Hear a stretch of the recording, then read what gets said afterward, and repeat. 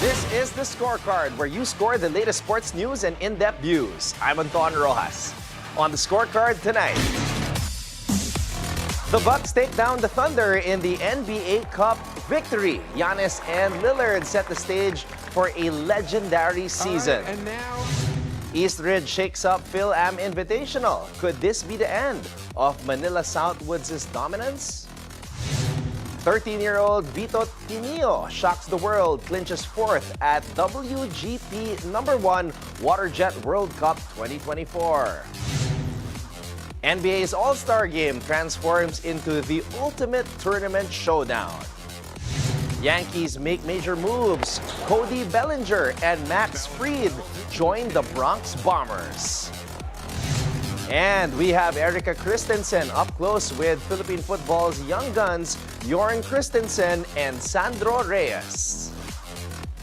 All the headlines and more on the Scorecard tonight, the 18th of December. Now, here's our roundup. The Milwaukee Bucks just made a statement clinching the 2024 NBA Cup with a commanding 97-81 win over the Oklahoma City Thunder in Las Vegas. This was more than just a win. It's a major turning point that could propel Giannis Antetokounmpo and Damian Lillard to new heights as they chase an NBA championship. Giannis was nothing short of unstoppable, earning MVP honors after a monster triple-double, 26 points, 19 rebounds, and 10 assists in the final. Alongside him, Lillard dropped 23 points, hitting 5 of 10 from beyond the arc as the dynamic duo combined for 49 points, fueling the Bucks' perfect 7-0 run in NBA Cup play.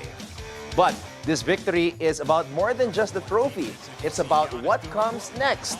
Milwaukee's win over the Thunder, who were without star Chet Holmgren, marks the beginning of something huge for the Bucks. Sure, the Thunder struggled from deep, shooting just 5 for 32 from three-point range. But the Bucks dominated the three-point line, hitting 17 of 40 attempts, which is 42%, a sign that their shooting game is on fire. With the Bucks sitting on a 12-3 record over their last 15 games, their momentum is undeniable, and the best part, they're just getting started. The Bucks' performance against OKC shows that they're ready to take on the league's heavy hitters even without Chris Middleton. They've shown that they can step up and battle with the best.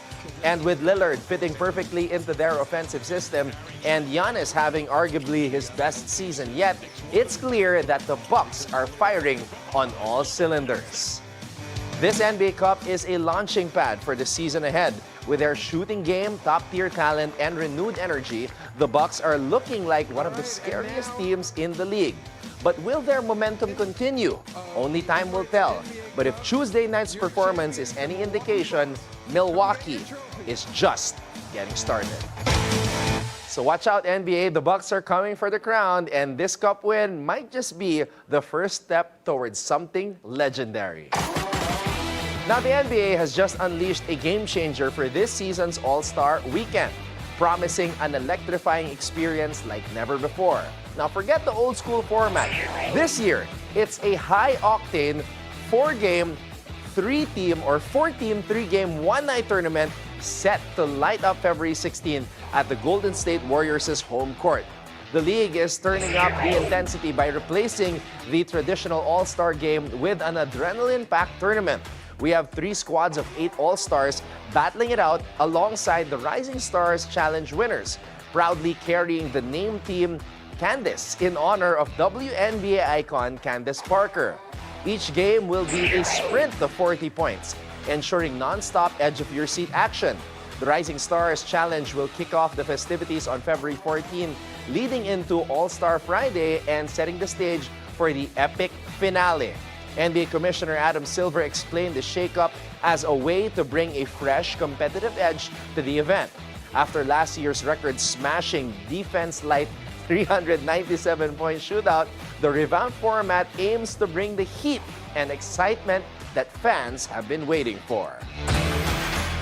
For nearly a decade, the Fil-Am Invitational has been the playground of one club. But hold up, this year, everything's been turned upside down.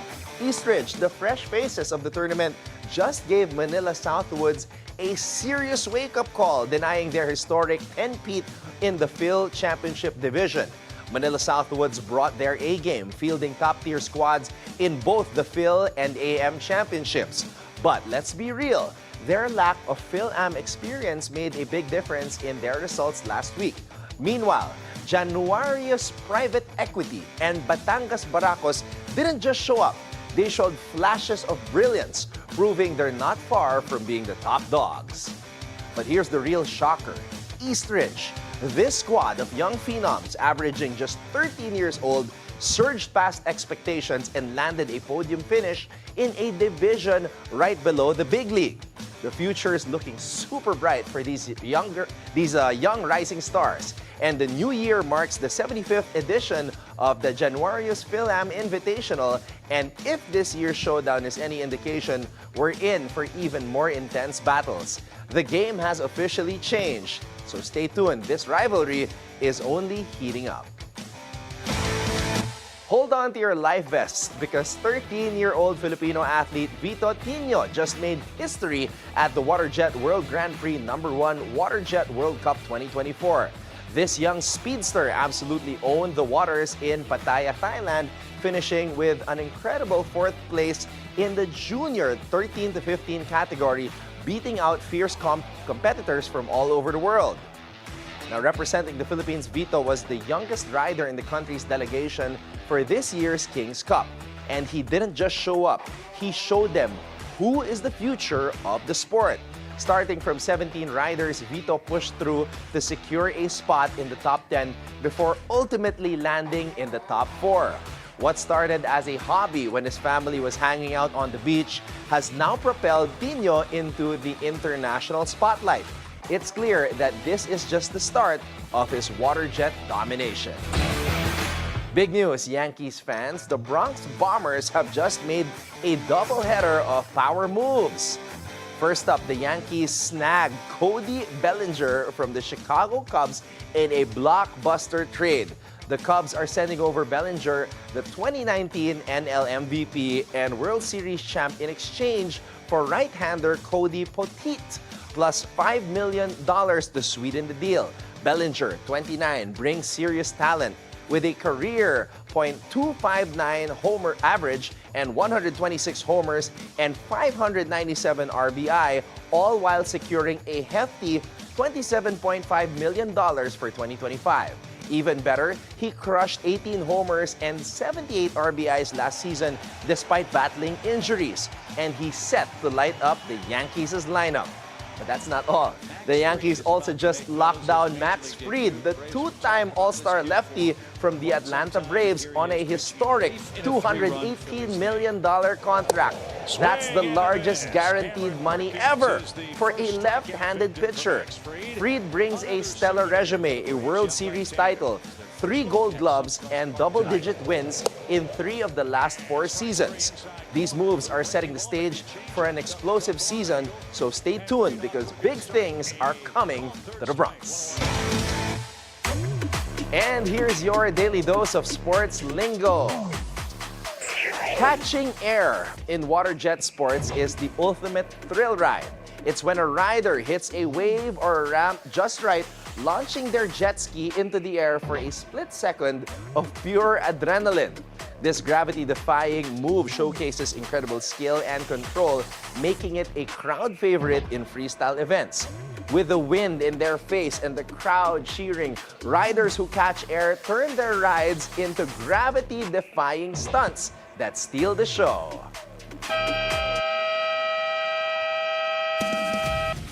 Steph Curry isn't just chasing rings, he's gunning for Michael Jordan's sneaker crown.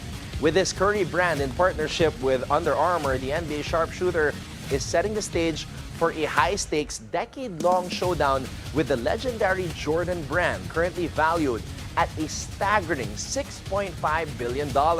While Curry respects the GOAT's legacy, he's not looking to replace it. Replicate it rather. Instead, he's reportedly focused on creating something authentic to his own image, rooted in both his basketball prowess and his personal brand. It's a marathon, says Curry, eyeing the long game while crafting a brand that's as unique as his own style of play. Now, will the three-point king rise to the challenge and create his own sneaker empire? The buzz is real, and this battle is just getting started. JD Cagulangan's journey from LaSalle Green Hills to the University of the Philippines is nothing short of legendary, a true underdog story with a plot twist no one saw coming. Initially committed to DLSU, Cagulangan's story took an unexpected turn as he shifted gears to UP. The pandemic delayed his debut, but when the UAAP returned in 2022, Cagulangan hit the ground running, leading the Maroons to their first championship in 36 years with an iconic step-back three over Ateneo. Despite a rocky follow-up, Cagulangan wasn't done. In his final season, he saved the best for last. Facing his old school, LaSalle, Cagulangan delivered a heroic performance leading up to a thrilling Game 3 victory and a second Finals MVP. From green to maroon, Cagulangan's legacy is one for the ages. The journey, the drama, the shots. His name will be remembered in both the green and white and the green and maroon. Now from the collegiate hardwood, Cagulangan jumps into the international stage as he officially joins the Suwon KT Sonic Boom in the Korean Basketball League. Cagulangan now takes his talents overseas, representing Filipino basketball on a new level, and we are eager to see how his skills will translate in one of the Asia's most competitive leagues. And that's our roundup for tonight, the 18th of December. When we return, we bring you Philippine football's rising stars, Erika Christensen and Sandro Reyes. So watch out for that when we return right here on The Scorecard.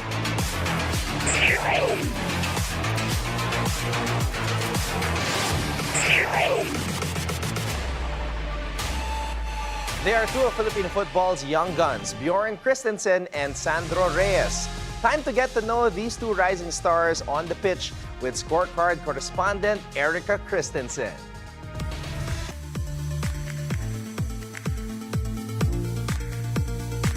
Now we have two of the young guns from the Philippine men's national football team, Bjorn Christensen and Sandro Reyes. Hello, boys. Welcome to the Scorecard, and thanks so much for being here. All right, now I know both of you guys have played, or actually is playing in Europe. We have Sandro, who played in Germany and is currently playing in a club in Germany, while you, Bjorn, on the other hand, has played in Norway. So maybe you can share with us a little bit about your experience playing in Europe. Yeah, I went to Europe from the Philippines when I was 9 years old. Stayed in Spain for 7 years, and then after that moved to Germany for the last 3 years. So yeah, I've been in Europe for some time now, but always best to come home for the Philippines. Been all my life in Europe, played in Norway all my life, so it's been a good journey so far.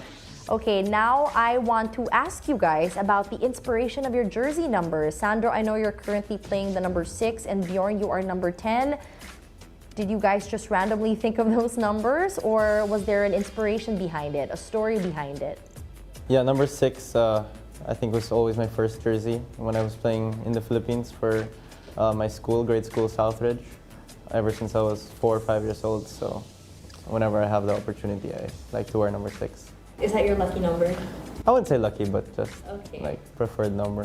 I actually never wore number 10 before, so it's a great feeling. I know he's been a very good player that wear this number before me, so I have a lot to catch up to.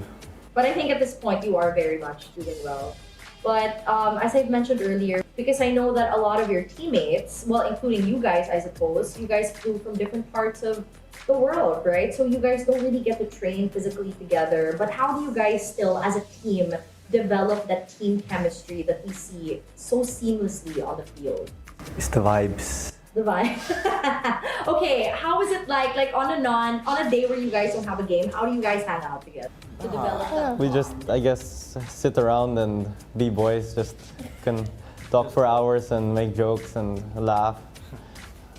Yeah, just do stupid things. What do you feel about around this, the whole Jay? time. There's a lot of You guys must becoming your manager is such a hard. A lot of free time.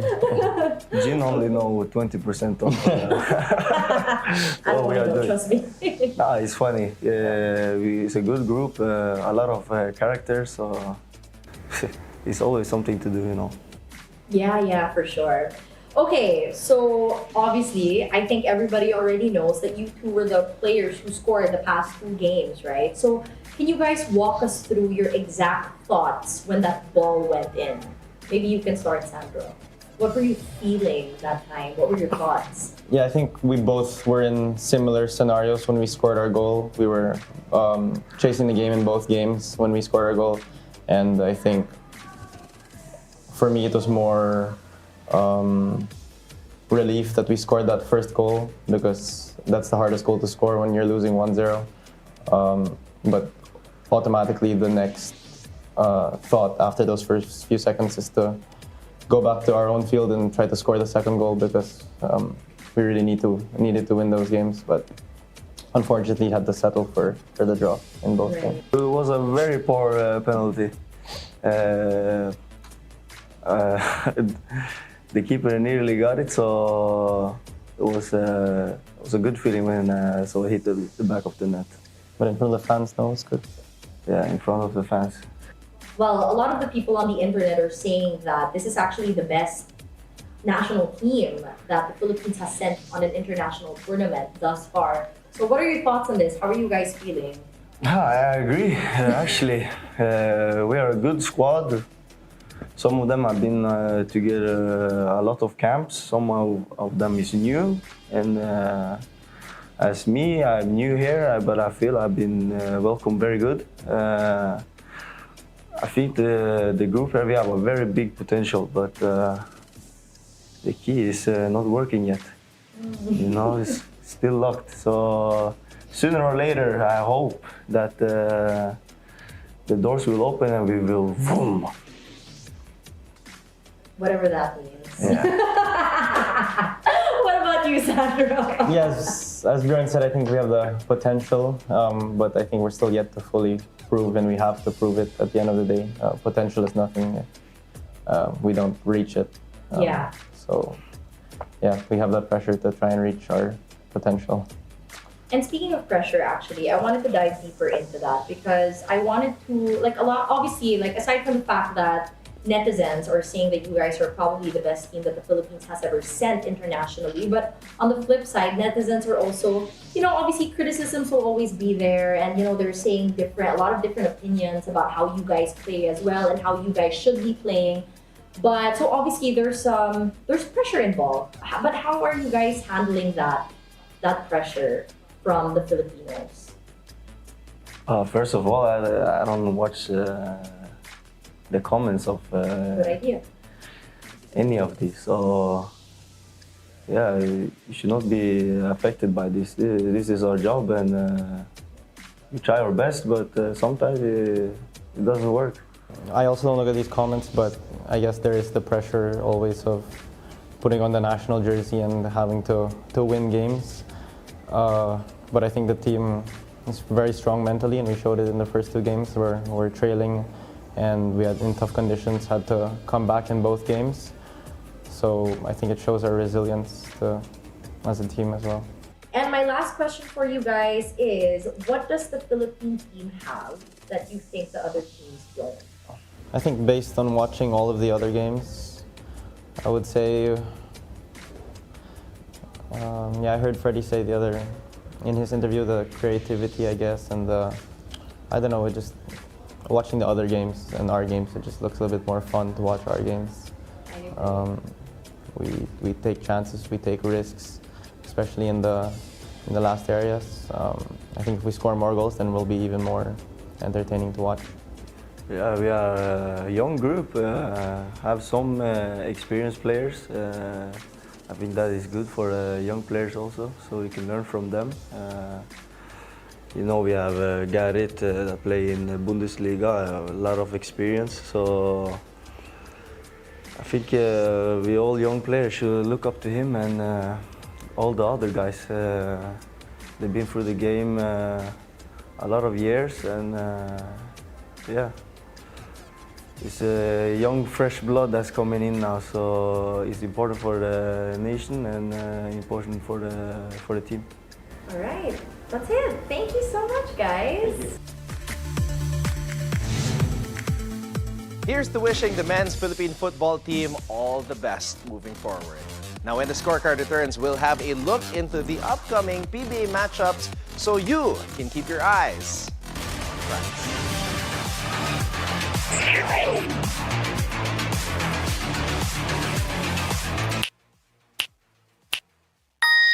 We're very unique with our concept. So with like a usual video game, you normally like log in to the game and you have this virtual world. In this scenario, we have a game client where, you know, the drivers, the players, gamers, they log in, but this actually logs them into the real world. So literally we're actually using a real racetrack, and then you're using real cars, which are scaled cars. We use 1/7 scale vehicles. So we work with real world physics, you know, like if you hit the wall, the car gets damaged.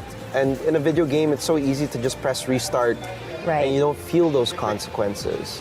So there are some negative feedback here without obviously the driver getting hurt, but I see it as being like a better training tool because it teaches you like to be patient. It makes you realize like, oh, I can't just thrash around my car like you would in the real world because it could get damaged or I could get hurt. Good morning, everyone! Join Paulo Del Rosario Let's get you up to speed with some news that you could use right now. and Asis Carrillo. Let's start the day right with laughter, good vibes, and big energy to beat the gloominess out of your morning. And Monique Tuzon. Join us in the next hour for stories and conversations that matter. May this day be an unforgettable one for you. And here on It's a beautiful day.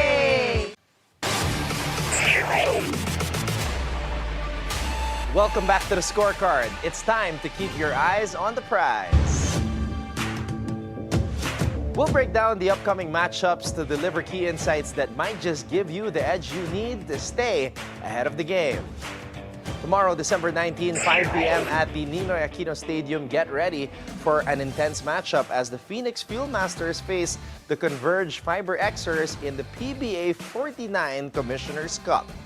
The Fuel Masters finally ended their slump with a huge breakthrough win against the Northport Batang Pier 115-109. Donovan Smith led the charge with an outstanding double-double of 32 points and 14 rebounds. Jason Perkins and Ken Tuffin also contributed key numbers, scoring 24 and 15 points respectively. Now with this win, Phoenix improved to a 1-4 record and will look to build on their newfound momentum to climb out of the cellar. After a tough loss to Northport, the Fiber Xers bounced back strong with a 102-91 victory over NLEX. Check Diallo was unstoppable, dropping 37 points and grabbing 18 rebounds, while Alex Stockton and Jordan Heading provided the necessary support, scoring 16 and 14 points respectively. With this win, Converge now sits at 500 with a 3-2 record, hoping to establish consistency in this competitive conference. Phoenix will need another big game from Smith and the veteran leadership of RJ Hazul to compete against Converge's strong inside presence led by Diallo. Now, on the other hand, Converge's well-balanced attack and dominance on the glass could pose serious problems for Phoenix, who will come out on top in this clash of styles. The odds have Converge slightly favored by minus 4.5 points with over-under at 214.5 points. But if Phoenix can recapture their form from their last game, this could go down to the wire. And at 7:30 p.m., get ready for a thrilling matchup as the Blackwater Bossing take on the TNT Tropang Giga. The Bossing came into this game looking to rebound from a tough loss to San Miguel, 102-115 last Sunday. Despite the loss, George King put on a scoring clinic with 40 points, while Cedric Bearfield added 17. However, containing San Miguel's Twin Towers proved challenging, as Junmar Fajardo and Torren Jones dominated inside. With a 1-4 record, Blackwater needs to tighten up on defense and find consistency if they hope to keep their playoff hopes alive. The TNT Tropang Giga enter this game fresh off their first win of the conference, a 103-100 victory over Magnolia. Calvin Oftana exploded for a career-high 42 points, including 9 triples, while Ronde Hollis Jefferson added a monster 41-point, 13-rebound performance. TNT, now 1-2, is looking to build on that momentum as they aim to climb up the standings. However, they will be without key veterans Jason Castro and Kelly Williams again tonight, putting pressure on their younger core to step up. Blackwater will rely heavily on George King and Cedric Bearfield, while TNT boasts a formidable duo in Oftana and Hollis Jefferson. But with both teams struggling defensively, this game could turn into a high-scoring affair. Who will emerge victorious in this pivotal clash? The odds favor TNT by minus 3.5 points, over-under at 218.5 points. But Blackwater has shown that they can hang with tough opponents. It's a game you won't want to miss. And that wraps up tonight's preview, so you can keep your eyes on the prize. Before we go, think on this. From the legendary head coach of the Alabama Crimson Tide from 1958 to 1982, one of college football's greatest coaches, Paul Bear Bryant. He said, "It's not the will to win that matters. Everyone has that. It's the will to prepare to win that matters." And with that, thank you for joining us tonight. We'll see you again here tomorrow on The Scorecard, where sports is our business and business is our sport on the Billionaire News Channel. My name is Anton Roxas. Have a blessed evening, everybody. Good night.